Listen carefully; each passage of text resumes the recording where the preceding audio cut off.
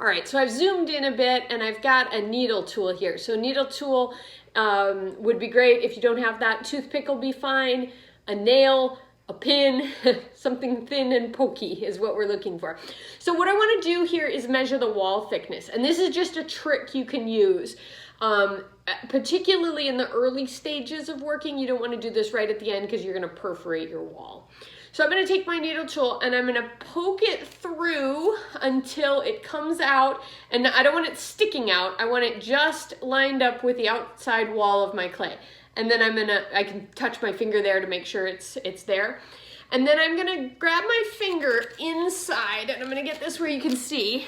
I'm going to take my finger in and I'm going to touch it against the wall so that it's touching the needle tool and the wall.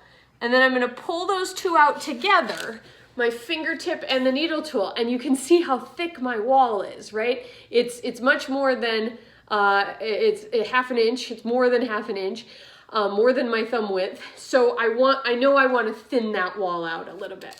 Now, if I'm going to use the same, up on the wall, I can kind of tell by just like looking, but down here at the bottom, that's where it's really hard to tell. And so same kind of thing here. I'm going to poke my needle tool in. I'm going to actually find a real fat spot. Here we go.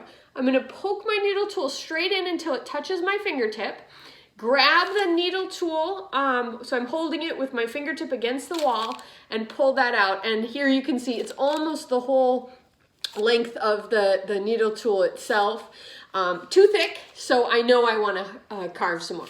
Now that I've done that, I've got holes in the middle of the wall. So I do want to make sure that I'm using my metal rib or my rubber rib. You don't have a red one probably. These are really nice, but they're at the bookstore or online, but they're also like $8 a pop. But your metal rib is fine, and you're going to want to smooth away that hole. You can patch it too if you want to. But that amount of thickness tells me that I've got plenty of room for doing faceting, and so I can start faceting these pieces.